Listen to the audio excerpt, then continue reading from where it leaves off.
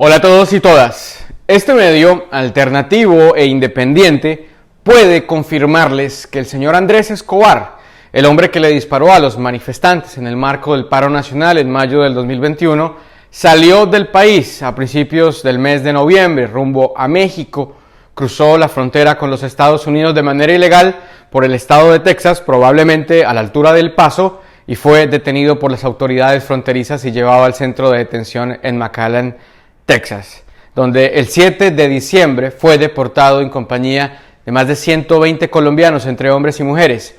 Fue reseñado por las autoridades migratorias colombianas y dejado en libertad. Recordemos que Escobar tiene audiencia de acusación ante un juez de la República por los delitos de usurpación de funciones públicas, amenaza agravada, empleo o lanzamiento de sustancias o objetos peligrosos. Escobar será acusado junto con otras 4 personas por los mismos hechos. Al parecer, Escobar pretendía solicitar asilo político en los Estados Unidos y así escapar de la acción de la justicia. Al momento, Escobar no tiene ninguna orden de captura o alguna medida cautelar que le impida salir del país. Las autoridades aún no se pronuncian, pero tenemos en exclusiva el testimonio desgarrador de uno de los colombianos deportados el pasado 7 de diciembre. Una historia triste de un compatriota que solo tenía el sueño de volver a ver a su mamá. Pasó todo tipo de vejámenes, malos tratos, robos, violación a sus derechos humanos. Jorge nos va a contar su historia y cómo en la cárcel se encontró con Andrés Escobar. Jorge, muy buenas tardes. Jorge es un colombiano que decidió tomar camino por la frontera de México y Estados Unidos y cruzarla. Detrás de Jorge hay una historia de vida. No sé, Jorge, si nos quieres comentar un poco con las buenas tardes, quién eres y, bueno, no tienes que decirme tu identidad, solamente digamos qué hacías y por qué decidiste tomar la decisión de aventurarte a cruzar la frontera de México a Estados Unidos. Bueno, muy buenas tardes, muchas gracias. Primero que todo, pues yo me desempeñaba como chef debido a que llevo 6 años sin encontrarme con mi mamá y en varias oportunidades la visa me ha sido negada. Con todo el boom de que los colombianos teníamos una oportunidad de cruzar, yo tomé la decisión el 4 de noviembre de viajar hacia, hacia la ciudad de Colombia y de ahí iniciar mi viaje a México. ¿Cómo fue tu trato en México, Jorge? ¿Cómo te trataron en México? Porque también hay muchas denuncias que han tratado mal a los colombianos cuando llegan. Es totalmente cierto. No puedo decir que me haya pasado a mí, puesto que yo cuento con residencia europea y cuando el agente migratorio me increpó por no poseer visa americana, yo le dije que yo era residente en Europa, él verificó mi ID y me dijo, está bien, puede pasar. No, no es así para todos, porque adelante mío había una familia quienes estaban tratando de explicar que se dedicaban al comercio, que trabajaban en Colombia en diversas áreas y no pudieron pasar. Jorge, ¿y cómo fue el trayecto entonces de México a la frontera? ¿Cómo fue, por dónde cruzaste la frontera? Digamos, Yo hay un me, clima, mejor dicho, muchas adversidades y desafíos que tienen que atravesar para llegar sí, hasta allá. yo me puse en contacto con una persona de Colombia que reside en Estados Unidos, el cual asegura, y es cierto, tener conexiones con los coyotes para que el paso sea seguro.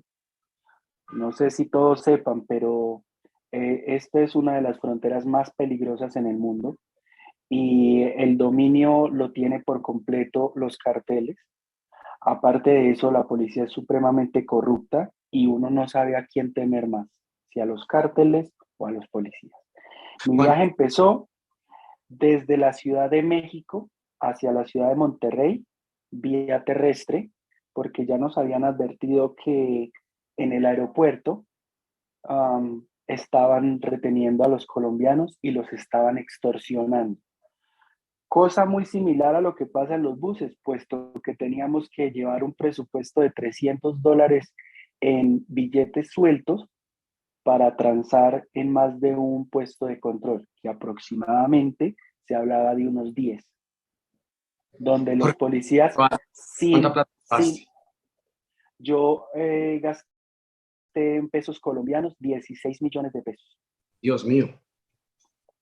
entre tiquetes, hospedaje, pasajes, el coyote, nos robaron, porque los coyotes luego de que nos pasaron, nos quitaron todas nuestras pertenencias, teléfono, dinero, cualquier cosa que les llamase la atención, porque incluso hubo personas a las que les quitaron los tenis, los buzos, las gorras, si Jorge, ellos querían.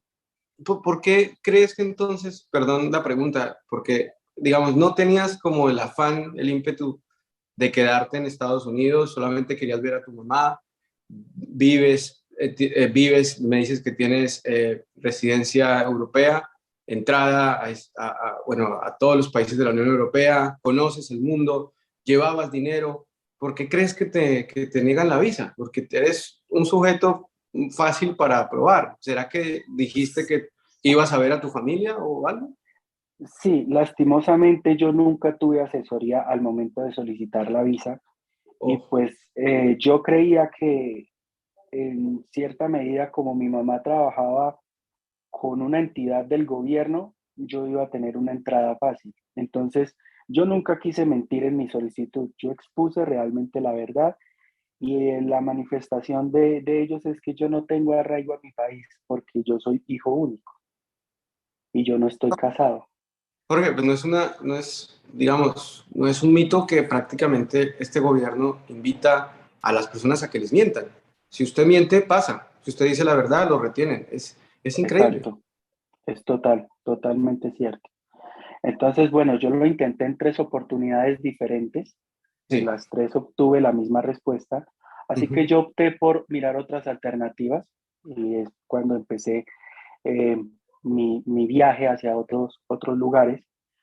Pero viendo la oportunidad que tenían muchas personas de demorarse 2 y 3 días y poder entrar y poder tener acceso a un juicio y poder eh, permanecer en dicho país, yo lo quise intentar, cosa que no le recomiendo a ningún colombiano, por más desesperado y endeudado que esté. Ustedes, la gente nunca les va a contar la verdad. Y la mitad, a ustedes no les cuentan ni la mitad del cuento de lo que significa cruzar esa frontera y a Pero, Jorge, las no personas nos, que se tiene que enfrentar. no nos adelantemos. Llegas a la frontera con los coyotes, pasas de noche, de día, está haciendo frío. Para noviembre ya estaba empezando el clima inclemente, Bastante frío. frío. Y el frío en Mire, el desierto es mortal. sí, yo llego a la ciudad de Monterrey, ellos me indican que tengo que llegar a cierto hotel, pero no puedo entrar a ese hotel. Tengo que permanecer fuera de ese hotel. Luego me hacen otra llamada y me dicen que busque un Seven y que entre al Seven y espere que ellos van a enviar a alguien a recogerme. Yo los espero en el Seven alrededor de 3 horas. Luego llega un taxi por mí. El taxi me lleva hacia otro sitio a más o menos 1 hora y media de Monterrey, a una colonia, a una casa normal. En Colombia se puede decir que es una urbanización. Sí.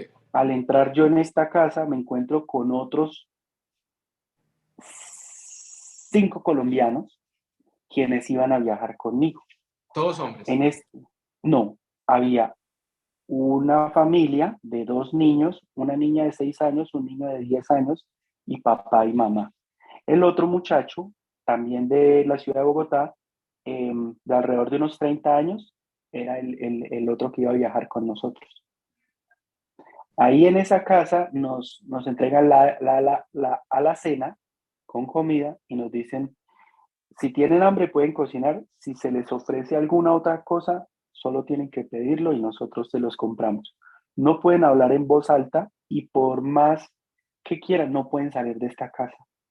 Cuando abran la puerta de la calle, escóndase porque la gente no puede ver que hay tantas personas adentro de esta casa. Ahí estuvimos 3 días debido a que cada día que nos iban a pasar había un conflicto diferente en la frontera. La explicación que ellos nos daban era que el cártel se estaba balaceando con el ejército de los Estados Unidos y que por eso no podíamos pasar. ¿Y qué momento deciden pasar y qué Luego, situaciones? luego de los 3 días, Ujú. días que estuvimos prácticamente a la expectativa porque nos decían cada 2 horas, perdón, que nos íbamos a ir. En 2 horas nos vamos, a las 2 horas, en 2 horas nos vamos, y así nos mantuvieron todo el tiempo. Llegan por nosotros y nos explican cómo vamos a salir. Entonces tenemos que irnos en diferentes carros.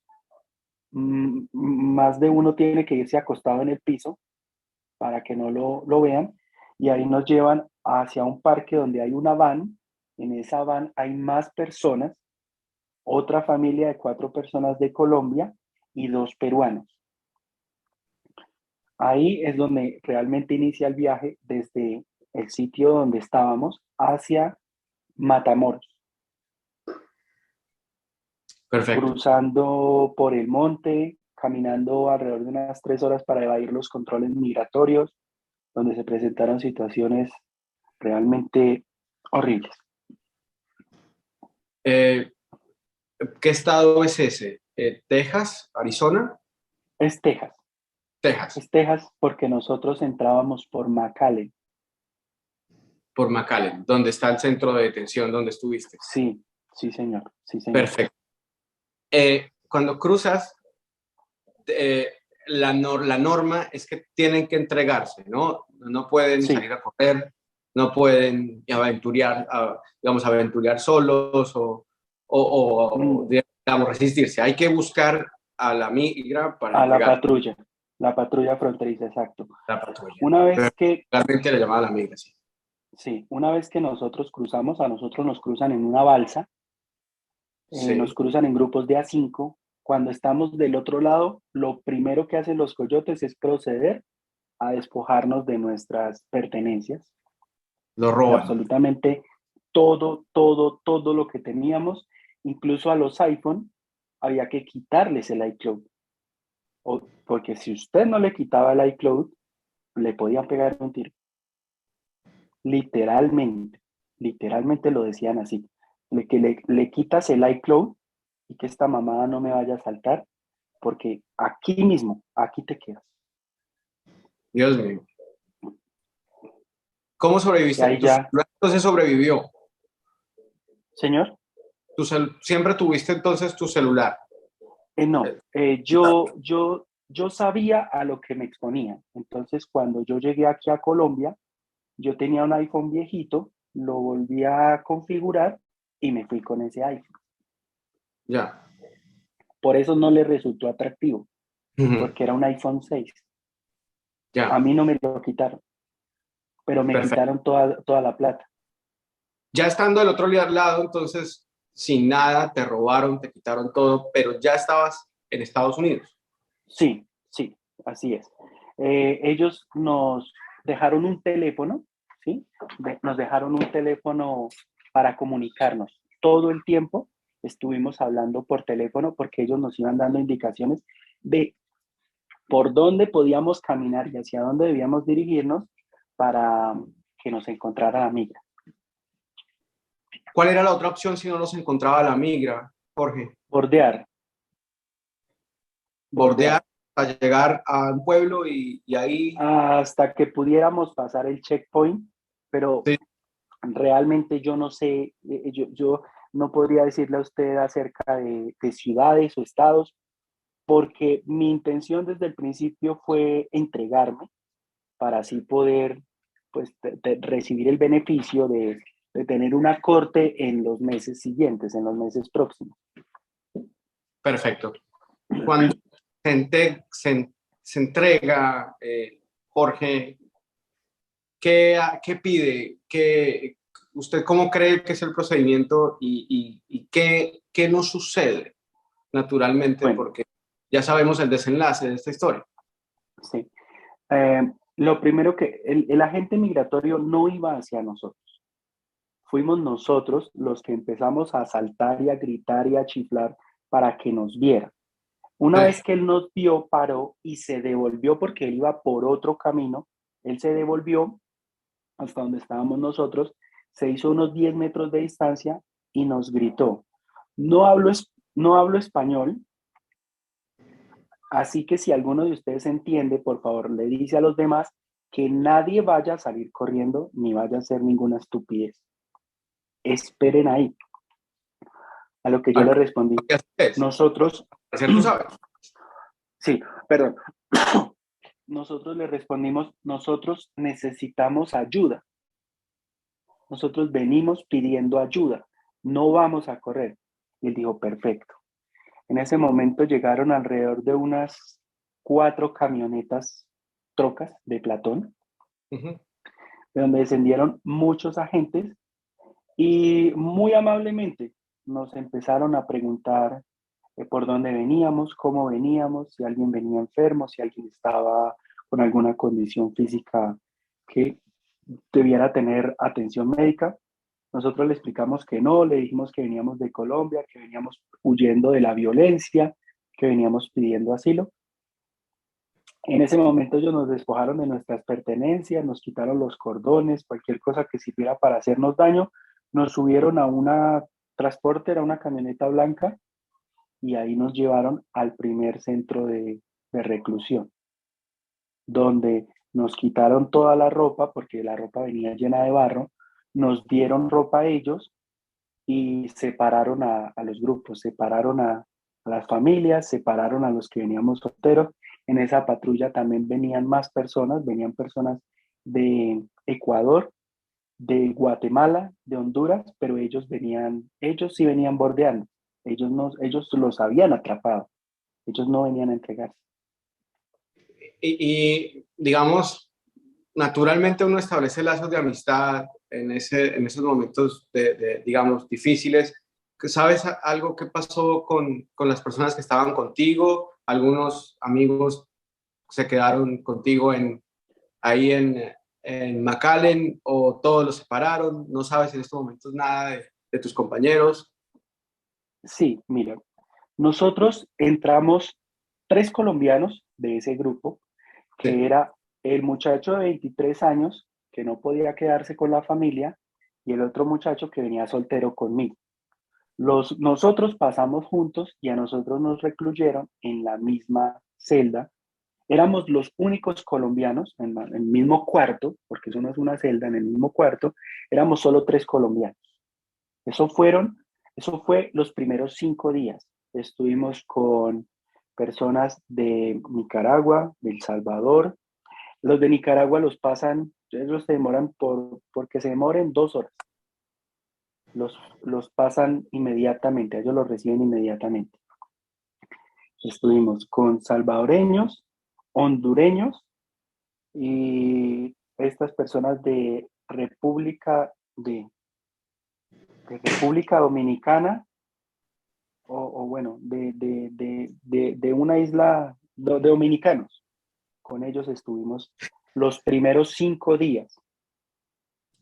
Ya luego nos transfirieron a una habitación donde nos reunieron a todos los colombianos que habíamos allá. A todos. En una habitación éramos 83 colombianos. Ok, entonces, esos fueron los 5 días. Sí. En ningún momento de esos 5 días te permitieron, off the record me contabas que tú solicitabas corte, le preguntabas a alguien, evidentemente, naturalmente, por ser humano tienes derecho a la defensa, al debido proceso. ¿Y qué te respondían? Bueno, lo primero era que quién nos había mandado llegar a ese país. Segundo, que nosotros no teníamos ningunos derechos porque ellos no nos estaban aceptando. Ellos lo único que estaban haciendo era buscando la forma de regresarnos a nuestro país. ¿Sí? Que literalmente en estas palabras nos lo dijo el Señor, que los colombianos habíamos estado pasando bien, se estaban recibiendo a los colombianos en los Estados Unidos, hasta que un colombiano cagó el palo y el Congreso y la presidencia dijeron, No más venezolanos, no más colombianos. Entonces, para nosotros los colombianos no había chance ni oportunidad de absolutamente nada, que nosotros íbamos deportados.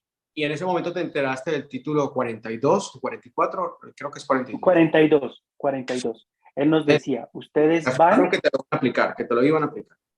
sí, ustedes van bajo el título 42, Ok. porque si tuviéramos activo el título 8, ustedes inmediatamente van bajo la supervisión del ICE, van a un corralón o a una cárcel donde Ujú. pueden permanecer hasta 40 días y luego un juez determina que, que ustedes pues los extraditan a Colombia y se van literalmente extraditados, o sea, de verdad extraditados.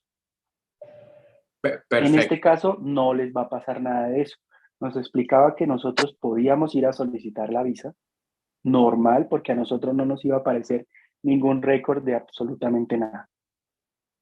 Sí, porque no había una, digamos, no había un, no fue un juez el que ordenó su deportación, sino prácticamente fue el ejecutivo, una orden Exacto. ejecutiva por parte del gobierno.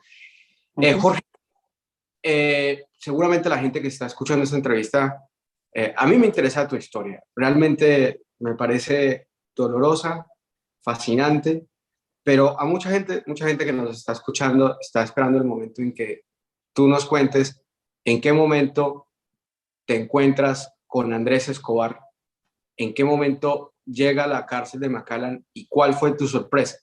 Me imagino que todos tenían tapabocas, pero ¿cómo te diste cuenta que evidentemente si era él y en qué momento lo reúnen con él? Bueno, eh, más o menos para el día 7, Sí. eso fue exactamente el día 7, a nosotros nos sacan de nuestras celdas, de nuestras habitaciones, que habíamos 83 Perdón, colombianos. ¿qué fecha aproximadamente? ¿Es como un 20 de noviembre, 15 de noviembre? Es que no, no, porque yo llegué aquí el 7.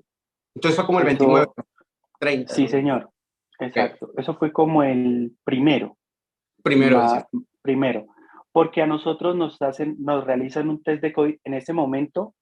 Ponle cuidado, estábamos 83 colombianos, pero ahí no estaba Andrés, ¿sí? Estábamos los 80, eso fue al día 29, porque llevábamos, a nosotros nos entregamos el 24, llevamos 5 días. Sí. Nosotros nos sacan, nos hacen prueba del COVID, nos devuelven a nuestra habitación. Unas horas más tarde nos traen unas canastillas llenas de grilletes, nos sacan, nos esposan de pies, cintura y manos a los 83 colombianos que estamos ahí, nos sacan hacia unos buses, nos suben, viajamos alrededor de 1 hora y media hasta donde estaba un avión de los Estados Unidos que no tenía casi marcas, pero la cola era azul. Ellos nos suben a este avión y nos informan que vamos para Colombia. Ya estábamos listos, nos dieron las indicaciones que dan las auxiliares de vuelo y el avión apaga sus luces. Vuelve las prende, vuelve las apaga y se escucha como si desaceleraran los motores del avión. En este momento el piloto sale de la cabina y hace señas de que el avión no sirve.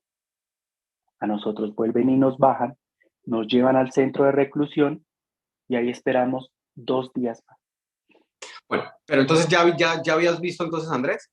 No, no, al día No, 5 yo no lo había visto, yo ok. no lo había visto. Éramos 83 colombianos y ya estábamos esos 83 colombianos. Sí. Cuando volvimos, había una gran algarabía y un descontento porque nosotros nos queríamos ir, pero el avión falló. Ellos nos separan a nosotros en grupos de a 20 personas y nos meten en celdas diferentes. Pasa un día, pues no alcanzó a pasar un día porque nos sacaron cerca de la noche y en la madrugada volvieron y nos reunieron. Es ahí cuando vuelven y nos reúnen, ¿sí? Que ya hay personas diferentes. Ya no éramos solo 83, éramos como 130 personas en una habitación y todos éramos de Colombia. Cuando empezamos a hablar, bueno, ¿usted de dónde viene? ¿Usted de dónde viene? Todos venían del Paso. Del Ellos Paso. estuvieron 5 días en El Paso y del Paso los trajeron en avión para Texas, para McAllen, a donde nosotros estábamos. O sea, el señor Ahí Escobar entró a Estados Unidos por El Paso. no podría ser certero con esa información porque le explico lo que pasa. Cuando vimos los nuevos, ellos nos preguntaron, ¿cuántos días llevan ustedes acá? Nosotros para ese momento llevábamos ya 6 días. Pero no, llevamos 6 días. ¿Qué les han dicho? No, que vamos para atrás. No, pues a nosotros nos dijeron que acá nos iban a dejar pasar, ¿sí? En ese grupo de personas nuevas había un muchacho con un buzo negro Nike, ¿sí? Con capota, un tapabocas y unos tenis Nike azules. Él no hablaba. Él no hablaba sino con 2 o 3 personas muy pegadas a él. Él no hablaba con nadie. Pero resulta que a nosotros nos cuentan todos los días y nos sacan de los cuartos todos los días. Usted cuando sale del cuarto tiene que ir sin la capota y sin el tapabocas y con las manos atrás. A ese muchacho que no se quitaba la capota le dijeron, quítese la capota o le cambiamos el saco. Le damos un saco sin capota. Cuando él se quita la capota y yo lo veo, yo digo, este man es paracotriste. ¿Por qué sé? ¿Por qué sé? Porque yo también he seguido las redes sociales, he tenido mis problemas por Twitter, he estado del lado de la gente y yo dije, yo lo conozco, pero puede ser que yo esté mal. Le voy a preguntar a mis amigos. Y yo les dije, ¿ustedes se acuerdan durante el paro nacional que por allá en Cali salió un man a darle bala a la gente? Ah, sí, sí, que el paraco, que no que. Le dije, dígame si es ese man que está allá. Y cuando llamaron a lista, llamaron a Andrés Escobar. Y él dijo, presente. Cuando él se quitó el tapabocas, todo el mundo dijo, es él. Yo pensaba, y todos decíamos lo mismo, yo pensaba que ese man era más grande, porque en las fotos se veía acuerpado y grandote, y realmente no, es bajito. Y todos decíamos lo mismo, pero, adentro de nuestro cuarto habían habido peleas. A nosotros ya no nos dejaban dormir en colchoneta porque habíamos tenido peleas entre colombianos por una manzana, porque dejaron el baño sucio, porque cogieron el papel higiénico para ponérselo de cabecera. Como nosotros nos queríamos ir, nosotros dijimos, no digamos nada porque a este man lo cogen, le dan en la jeta y nos dejan a nosotros otro mes encerrados. Sí. Él se dio cuenta que nosotros lo estábamos mirando mucho y él siempre nos daba la espalda y él hablaba sus temas, pero con su círculo muy pequeño, muy cerrado. Que en una ocasión alguien dijo que no podía volver a Colombia porque había sido perseguido por la guerrilla y que ahorita el presidente era un guerrillero. Y en esa saltó don Andrés Escobar a decir que sí, que Colombia estaba siendo manejado por drogadictos y por guerrilleros, que a O sea, Colombia no se podía volver. en la misma situación de adversidad, viéndose en la situación como estaba, seguía con su debate político frente a otros colombianos desconocidos, donde pues nadie, ustedes realmente no saben cómo piensa cada uno. Librar un debate político en un espacio donde son tan vulnerables, donde como dices, en cualquier momento se puede estallar una pelea, es peligrosísimo, es absurdo, Es increíble. precisamente por eso nosotros nunca quisimos increparlo ni encararlo, porque sabíamos que eso iba de ahí iba a salir una pelea. Pero Jorge, ¿cuál fue tu reflexión? Porque este señor Andrés, aparte de mostrarse muy valiente, digamos, muy amenazante, él también se jacta de tener un poder económico. Exacto. Muchos de ustedes estaban en busca de oportunidades. Yo sé que tú andabas en busca de tu mamá, ver a tu mamá, tal vez nuevas oportunidades. Uno, por más de Ujú. que ande el mundo, pues uno siempre quiere intentarlo muchas veces, pero muchos estaban allá porque en Colombia no, realmente no hay cómo. ¿Y Sí. cuál era tu reflexión al ver a este señor que se muestra frente a todo el mundo como el gran empresario, dueño de un caudal de dinero y de empresas, cosa que lo ha hecho humillar inclusive a los que lo tienen. Sí, es que, bueno, nosotros lo que pensábamos es en qué burbuja viven estas personas o cómo logran ellos mostrarse ante las personas, o sea, llegar al punto de humillar a alguien porque no tiene, o a insultar a alguien porque está peleando porque tiene hambre, cuando ni siquiera poseen una visa, ¿sí? Estaba igual ese, que nosotros decíamos, estaba igual ese ricachón de barrio bonito en Cali, gente de bien, que todos nosotros, pues que íbamos hasta con plata prestada. Estaba comiéndose el mismo burrito, por cierto, que si Uf, alguien tiene opciones de decirle a los gringos que los burritos no llevan papa, pero era un burrito de papa, carne y frijol tú dijiste alcanfor y también. alcanfor, ¿sí? El alcanfor para En, que no dañe. no, eso es para reducir el líbido de los hombres, o sea, Oh, para que no haya erecciones ahí adentro. ¿en serio? Sí, claro. Unos decían que era alcanfor, otros decían que era yodo, para que uno no tuviese, y pues de más que por el estrés y la situación que uno vivía, pero todos coincidíamos en lo mismo. 12 días y nadie tenía una erección, para nada, ni en las mañanas, ni a mediodía, ni nada. Digo, Jorge, que yo no, tampoco tendría una en esa situación. Y la comida era, o sea, yo que trabajo en el mundo de la cocina, le puedo decir a usted que yo Sí. sé a qué saben diferentes tipos de pimientas, pero Jorge, eso que sabía esa comida, eso era químico, eso no eran especias.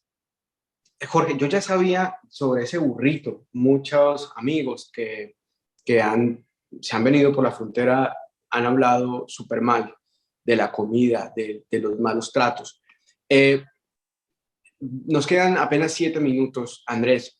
¿Cómo logran entonces ya vuelven al aeropuerto encadenados y ya el avión ya sirve? ¿Y cuándo Sí, llegas a Colombia y cómo llegas? Cuéntanos rápidamente.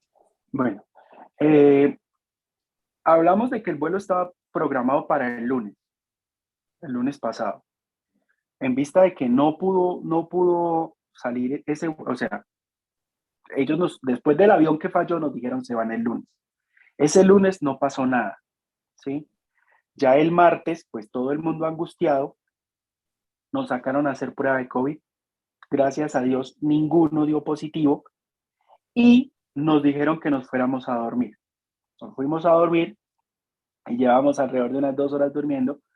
Cuando nos levantaron, nos hicieron formar en el patio, éramos como unos 130 colombianos, entre los cuales estaba el mencionado Andrés, Sí, y nos empezaron a esposar nuevamente, primero pies, luego cintura y luego manos. Y ahí ya nos informaron que íbamos a viajar hacia la ciudad de Colombia. Salimos en la noche, porque no había amanecido. No, sí, o sea, empezamos el encadenamiento en la noche. sí, Salimos alrededor de la 1:30 de la mañana hacia los buses. sí, El tema es que mi apellido está muy lejos de las primeras letras del abecedario. Y el sí, señor Escobar sí está bien arriba. sí. ¿Cuál era el plan de nosotros? El plan de nosotros era podernos ir lo más cerca de él posible para una vez que nos entregaran nuestros celulares, pues poder tomarle una foto. No Sí. solo para que la gente supiera en la situación que está este señor, porque yo sé que él tiene procesos acá y debe responder acá, y lo que él Encuentra estaba haciendo imputados. habla, Ese es el problema de exacto, fondo, Jorge. Es que porque aquí ahorita estamos hablando de tu historia, sí, pero es que estamos hablando de un sujeto que el próximo 23 de enero tiene audiencia de imputación de cargos donde seguramente le pueden librar medida de aseguramiento. uh-huh. Él estaba huyendo para nosotros. El problema no fue digamos, lo que salió a decir en las redes sociales y con doña Alicia Franco y que con Uribe. Eso son payasadas. El tema era que una persona que causó un daño a nuestra sociedad estaba huyendo. Ese era el tema que a nosotros nos mortificaba ahí adentro, que estuviese una persona tan peligrosa pidiéndole a los Estados Unidos que le diera asilo. Eso era para lo que chocaba para nosotros. Bueno, continuando con la historia, nos llevaron a los buses, nos sentaron de manera, ¿cómo le explico? Las letras A, B, C, D, ellos van en las ventanas. Las siguientes letras de los apellidos del medio van en la mitad. Y los otros, los que somos de últimos apellidos, vamos en la tercera fila, porque son 3 sillas en el avión. Si usted es Zuleta, si usted es Exacto. Zapata, se pegó. Vamos al final. Sí. Cuando llegamos al aeropuerto El Dorado, en el avión hubo una pelea. No llegamos al aeropuerto El Dorado, llegamos al aeropuerto de Catam. Según lo que nos dijeron, porque yo no sé de eso. Nos dijeron, estamos en el aeropuerto de Catam. Los guardias durante todo el viaje nos maltrataron. A mí me pegaron con una botella en la cabeza. Yo no les estaba haciendo nada. Pero cuando llegaron allá, pues más de uno sabía que estaba en suelo colombiano y que en mi país yo no soy un delincuente y yo no le debo nada a nadie.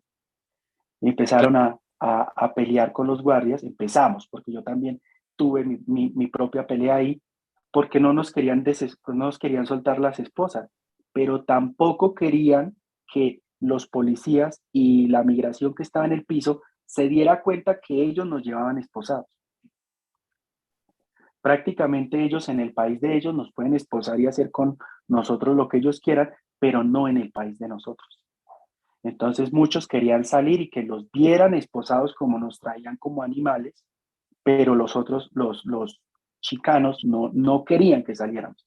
Ahí se formó un conflicto en la puerta del avión, hasta que ya pudimos salir algunos, nos subieron a un bus de migración y nos explicaron cómo iba a ser el proceso, no iba a ser normal. Señor. Ahí ya no estaban esposados. No, ellos no nos dejaron ver, ellos no dejaron que en ningún momento nadie se diera cuenta que dentro de ese avión nosotros veníamos esposados.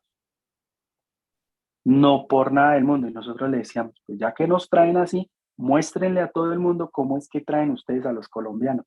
Y decían, no se puede, no se puede, no se puede, no se puede.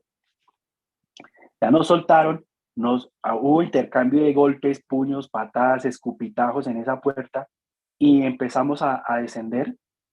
Nos subieron a los buses de migración, nos explicaron que el proceso de nosotros era diferente porque nosotros no veníamos en calidad de deportados, que prácticamente nosotros figuramos como que nunca estuvimos en Estados Unidos, porque el título 42 nos cobija. Nosotros ingresamos a migración por el primer piso, que es donde están los equipajes, las maletas, todo. Ellos nos suben por unas escaleras y nos dicen que pasemos todos los filtros de migración, que es donde están haciendo las filas, hasta el fondo, donde hace uno lo de la retina, lo de los biométricos. Ahí hay unas sillas RIMAX y nos dicen, los vamos a llamar en orden alfabético y les vamos a ir entregando su pasaporte. Ustedes lo que tienen que hacer es pasar a donde están los colaboradores y ellos les van a poner el sello de ingreso al país. Únicamente tienen que darnos un número de teléfono y una dirección hacia la cual se dirige. En eso nosotros nos demoramos porque éramos los últimos de la fila y porque veníamos entre hombres y mujeres, yo creo que unos 180 pasajeros, o no sé cuántos, pero éramos muchísimos. Y ninguno sin mayoría. ¿Señor? Ninguno sin maleta. No, todos traíamos nuestras pertenencias, que era el celular, el cargador, la billetera. En ese momento a nosotros nos pasa las personas de migración, nombre a nombre, nos ponen el sello de ingreso al país y nos indican que nos dirijamos a la banda número 6, donde nos van a entregar nuestras pertenencias. Obviamente, como este tipo había salido de primeras, cuando llegamos al sitio donde nos entregaban las pertenencias, ya no estaba. Ya no estaba. Y claro, salió con su capota, con su tapabocas. Sí. Y hasta Sí. gafas, me imagino. Yo tomé pues yo no me acordé de escribirle a usted, porque yo he visto que las confrontaciones siempre han sido con ley, y yo soy muy fan de ley. Y yo dije, le tengo que hacer llegar esta información a él. ¿Por qué? Porque ellos nos tratan de pobres marihuaneros, resentidos sociales, tráfugas, de todo, y es la forma en la que ellos se comportan, es lo que ellos hacen. Y yo dije, esto hay que exponerlo. A mí no me da miedo que me digan mi nombre, a mí no me da miedo que muestren mi cara, porque yo no estoy diciendo mentiras. Allá estábamos nosotros, él estaba con nosotros, él durmió en el piso con nosotros, él comió burrito con nosotros. Sí, Y todo Jorge, el tiempo, creo que aquí, como lo dijiste ya, lo más grave es que un imputado por la Fiscalía General de la Nación que cometió delitos graves, como dispararle a la manifestación en el marco del paro nacional y que pues también en concurso con otros delitos también pues están siendo imputados otros agentes de policía y otros ciudadanos, pues aquí la noticia y lo grave es que intente salir del país y muy seguramente, Jorge, ningún medio va a salir a decir nada, ni Semana, que tanto lo defiende. Inclusive hemos exacto. visto que hasta Caracol Televisión se refiere a este señor como el gran empresario. Ujú, Entonces yo ujú. creo que esa básicamente es la noticia. De pronto el análisis de ver a un sujeto que se burla de los demás, que humilla a los demás, que se jacta de ser un gran empresario y en realidad no es ni menos ni más, es igual a todos, igual a mí, igual Exacto. a ti. Verlo en las mismas condiciones que están todos y que estuvieron todos en ese momento en tus mismas situaciones y condiciones. Jorge, decías, ya tenemos que cortar, decías al Sí. principio, yo no le recomiendo esto a nadie. Danos una reflexión, un mensaje a los colombianos que quieren salir del país y que en estos momentos se encuentra rumbo a la frontera de México, Estados Unidos. Dales un mensaje. Que se devuelvan, que se devuelvan y que no dejen que, por más que amigos, familiares, conocidos les digan que eso es fácil, se crean esas cosas. ¿Por qué? Porque en esa frontera, especialmente de México, el cual me parece un país muy bonito, pero que me voy con una impresión terrible de él, la ley no sirve para nada. La de la gente. Allá, sí, allá violan mujeres, allá matan gente, secuestran, torturan, quitan dedos, quitan manos por tener dinero. Así que yo les digo, nada vale tanto como para correr un riesgo de esos y terminar en manos de esas personas. Lo digo yo, que corrí con suerte. Lo digo yo, que tuve que ver cosas que jamás pensé en mi vida que iba a ver.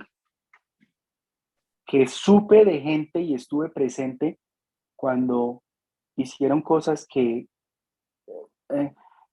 que uno no puede procesar. Cosas terribles, cosas inimaginables. Eso no se lo cuentan a usted sus amigos cuando se va a ir. Eso no se lo dice nadie que puede llegar a pasar.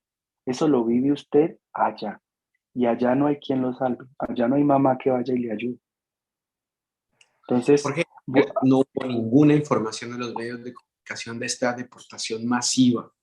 ¿Crees que hay un acuerdo entre el gobierno de Colombia y los Estados Unidos para silenciar sí, estas deportaciones y estos tratos inhumanos? sí, sí, porque todos los días llega un avión proveniente de estos centros migratorios con migrantes colombianos a Colombia. Ese Si mismo avión, eso, ese mismo sí, vuelo, porque yo encontré sí, el vuelo a la 1 de la tarde, 1, 2 de la tarde. sí. Si eso fuera público, estoy 100% seguro que ningún colombiano se endeudaría tanto y vendería hasta lo que no tiene por ir a coger para allá. Porque es que no hay a qué, no hay a qué, no hay a qué. La mayoría de personas que llega allá no llega bien. De allá nosotros no venimos bien. Empezando porque el estadounidense es macabro en sus formas, en su psicología, en cómo le dañan a uno la cabeza, en cómo lo tratan. y más aparte, me perdonan los hermanos mexicanos, pero ellos son unos animales. No todos, pero los que se dedican a Lampa y al tráfico de personas son unos animales.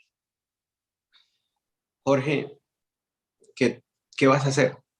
Eh, Tú dijiste, no estamos referenciados como deportados, como extraditados. Me imagino que tenemos una situación muy parecida a los dos. Es que yo tengo a mi mamá allá en Colombia y llevo 7 años de verla igual que tú. Mi mamá me la amenazaba, me la han amenazado de muerte. Tengo toda mi familia, inclusive se me han muerto familiares y no he podido ir al entierro en estos 7 años. Sí, Eh, Tú vas a volver a pedir la visa por la vía normal. legal. Sí, sí, señor. De hecho, un agente migratorio me estuvo hablando y él me decía, Chavo, no te dejes convencer de que venirte por el hueco es fácil. Tu mamá es residente, tu mamá puede solicitar la reunificación familiar. Usted es hijo único, ustedes tienen mucho chance, ustedes tienen casi todas las fronteras del mundo abiertas. No se expongan a venirse para acá, no se expongan porque esos coyotes, a ellos solo les interesa su dinero. Y yo corrí con suerte que yo dije desde un principio que era un conocido el que me esperaba en Estados Unidos, porque yo sabía que si decía que mi mamá era la que me estaba esperando y que mi mamá era residente, ellos me podían secuestrar para pedirle a mi mamá más dinero. Y yo no lo quise hacer de esa manera porque sabía los peligros a los que me exponí. Por eso le digo a las personas, hay algunos que han corrido con suerte y han pasado fácil, pero la gran mayoría de personas ha tenido que sufrir un calvario para que llegue allá y sin explicación alguna lo devuelvan para Colombia. Desgarrador, Jorge, desgarrador. Yo en lo que pueda ayudarte desde acá, también en Colombia, hacer lo posible para que, hermano, primero que todo descanses, ¿Mm? recuperes. Dijiste algo que me llegó, ustedes no llegaron igual como se fueron. Eh, Te deseo de todo corazón que superes esta situación. Muchos de ustedes van a quedar marcados. Eh, y esta entrevista es con el fin de escuchar primero tu historia. Yo sé que a la gente le va a encantar el tema de Andrés Escobar, pero me ha llegado tu historia, hermano, porque es una historia parecida a la mía, pero al revés. Yo estoy acá y mi familia está allá y no sabes cómo me duele no tenerlos cerca y cómo ha sido duro poderlos volver a ver. Sí. Nada es fácil, nada es sencillo, pero yo sé que la vida nos va a sonreír, hermano, y lo que viviste, eh, Dios o la energía que nos da la vida te va a recompensar esa experiencia que tuviste, hermano. Así es, muchas gracias por escucharnos. Yo le agradezco mucho a ustedes la gestión que hacen porque de no ser por ustedes, muchas cosas no saldrían a la luz pública y ese trabajo que ustedes hacen es muy bueno. Y ya que tienen los micrófonos y tienen las voces, recomiéndele a la gente que no se meta en esa travesía, que eso es terrible. Así es, Jorge, de corazón, hermano, muchísimas gracias. Vamos a, inclusive, a hacer visible esto. Todos los días está llegando un avión de Estados Unidos cargados de colombianos deportados, colombianos que están siendo tratados en las peores condiciones, de la peor manera, no solamente en los centros de detención de migración de los Estados Unidos, sino también en México. Están siendo tratados como delincuentes y me preocupa mucho el silencio del gobierno colombiano y como también de los medios de comunicación frente a esta problemática. Muchísimas gracias. Muchísimas gracias, Jorge. Un abrazo. Bueno, gente, esta fue la entrevista con Jorge. Repito, acá lo grave no es que Andrés Escobar cruce la frontera de manera ilegal. Miles de colombianos lo hacen, aunque sí es curioso que el personaje se jacte de ser un empresario exitoso, pero tenga como otros que tomar este tipo de medidas. Acá lo grave es que alguien que está siendo imputado y acusado ante un juez de la República por hechos delicados intente escapar de la justicia. Y las autoridades guarden silencio. Y no solamente están guardando silencio en este caso, están guardando silencio frente a las deportaciones diarias de colombianos de Estados Unidos a Colombia. Ese vuelo, el que llega entre la 1 y las 2 de la tarde, está trayendo en promedio entre 120 y 180 colombianos. ¿Por qué el gobierno de Gustavo Petro está guardando silencio frente a esta problemática? En fin, señores, compartan este video y por favor no se les olvide suscribirse.